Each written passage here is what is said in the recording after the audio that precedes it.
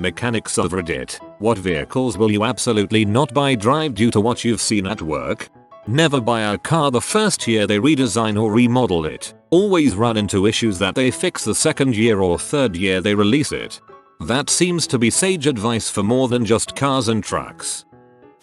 Gen 1 Porsche Cayenne. They're getting cheap enough for most people to afford, but the cost of maintenance is ridiculous.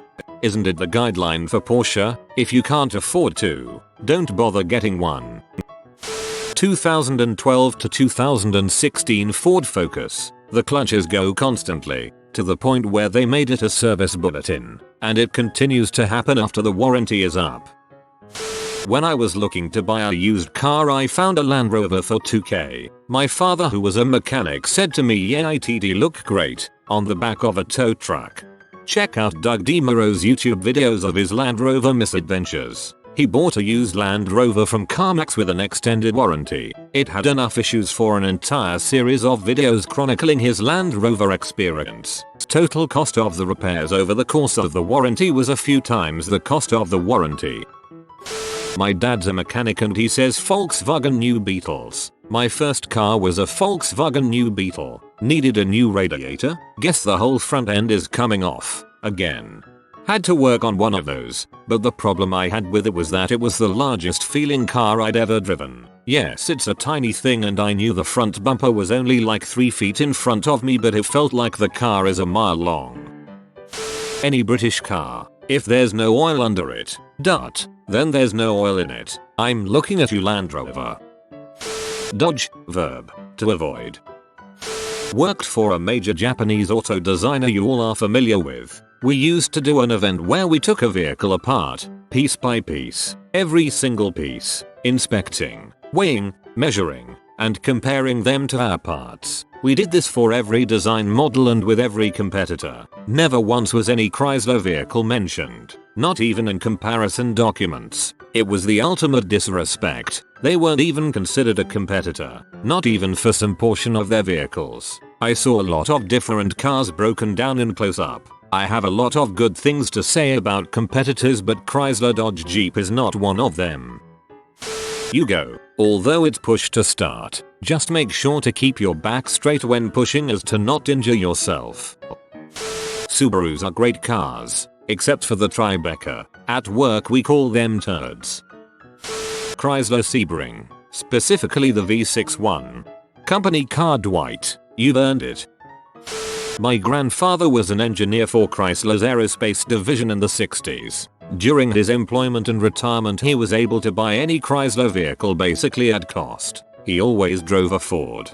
That's crazy. My grandfather was from Detroit and, among other companies including NASA, worked for Chrysler Missile. That being said, he only ever owned Chevrolet.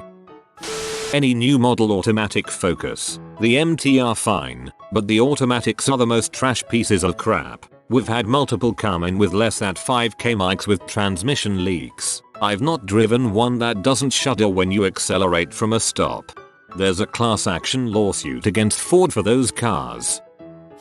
I just bought a used Suzuki Swift for cheap only to find that Suzuki has pulled out of North America entirely. We've already had issues with it, so this is gonna go great. My mechanic tells me never to touch an out of warranty BMW. He owns two, and says the electronic gremlins have driven him insane, and are virtually unfixable by a non-dealer mechanic, require circuit board replacements, proprietary software readers, etc. That's why my friend keeps his 1995 BMW. It's one of the last ones you can work on yourself. Of course, that means at this stage in its life he's working on it a lot, and there's not much he can do about the body rusting. Chevy Avios. Do not get one. Knowing that it's a Daewoo should help explain that one. The news headlines tonight is gonna read something like Chrysler, Jeep, and Dodge stock plummeted today thanks to Reddit. How millennials are killing Chrysler. Mercedes-Benz are going to put my kid through college. Every part is artificially inflated and I have a theory that every job takes some fricked specialty tool just so you have be at the dealer or a German shop. Also any Cadillac with the North Star V8 Just frick no. Also Dodge. New ones are piles and old ones will run for 400k, but the body is going to rust off the frame by 100k. Reliant never trust car WTH3 wheels. Never.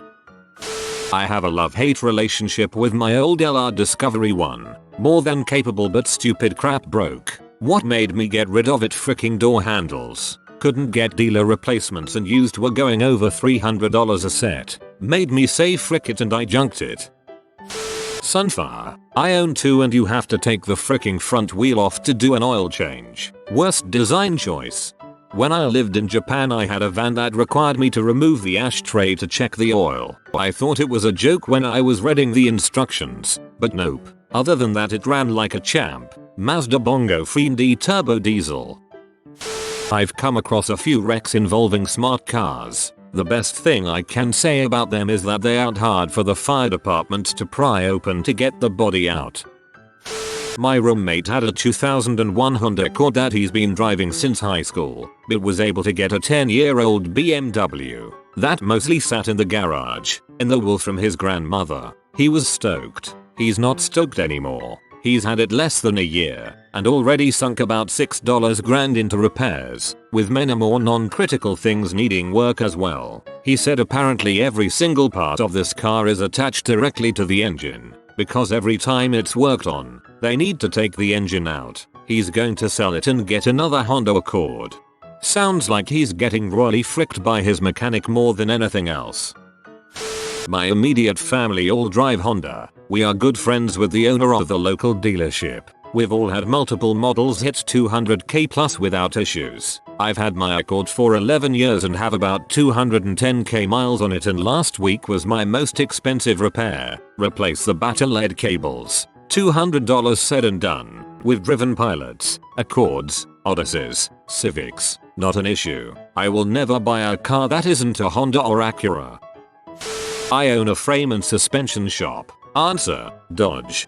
I wanted to get a Jeep Wrangler when I bought my car a year ago, but after some extensive research in forums and reading consumer reviews, it seems like Chrysler has some of the worst quality control of any manufacturer. Mercedes-Benz G-Wagon. They may look nice. Some people think so, but they are uncomfortable as frick to drive in, extremely expensive to fix and upkeep, and tend to break fairly often. Not a mechanic, but from my experience frick any Taurus made around the year 2000. They'll run forever but you don't want them to. The windshields leak and the insulation under the carpet is made out of some recycled fiber that smells disgusting when it gets wet.